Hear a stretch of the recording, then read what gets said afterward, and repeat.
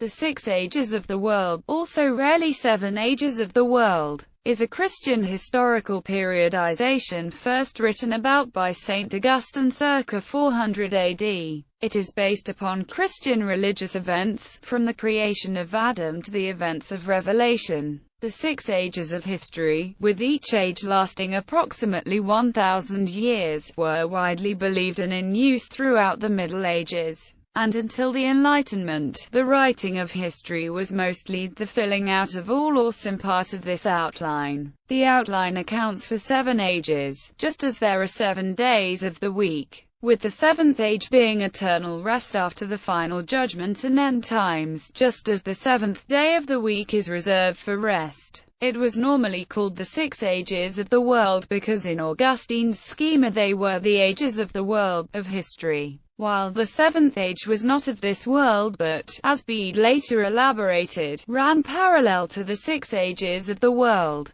Augustine's presentation deliberately counters chiliastic and millennial ideas that the 7th age world to come, would come after the 6 ages. The 6 ages, as formulated by St. Augustine, are defined in the Catechizon Dies Rudibus, chapter 22. The first age is from the beginning of the human race, that is, from Adam, who was the first man that was made, down to Noah, who constructed the ark at the time of the flood, i.e., the antediluvian period. The second age extends from that period on to Abraham, who was called the father indeed of all nations. The third age extends from Abraham on to David the king. The fourth age is from David on to that captivity whereby the people of God passed over into Babylonia. The fifth age is from that transmigration down to the advent of our Lord Jesus Christ. The sixth age, with his, Jesus Christ's, coming, the sixth age has entered on its process.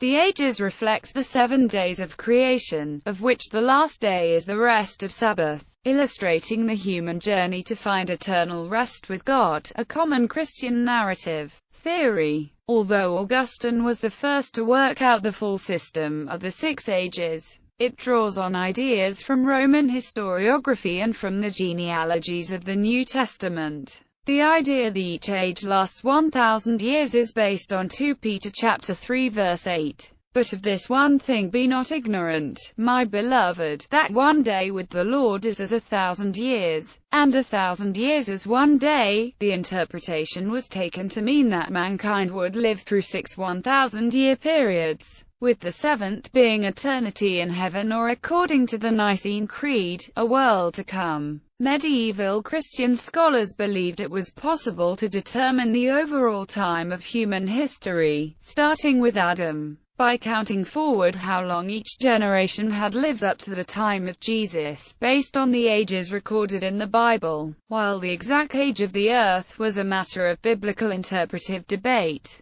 it was generally agreed man was somewhere in the last and final 1,000 years. The 6th age, and the final 7th age could happen at any time. The world was seen as an old place, the future would be much shorter than the past. A common image was of the world growing old. While Augustine was the first to write of the 6 ages, early Christians prior to Augustine found no end of evidence in the Jewish traditions of the Old Testament, and initially set the date for the end of the world at the year 500. Hippolytus said that the measurements of the Ark of the Covenant added up to 5½ cubits, meaning 5,500 years. Since Jesus had been born in the 6th hour, or halfway through a day, and since 5 kingdoms had already fallen according to Revelation, plus the half-day of Jesus, it meant that 5,500 years had already passed when Jesus was born, and another 500 years would mark the end of the world.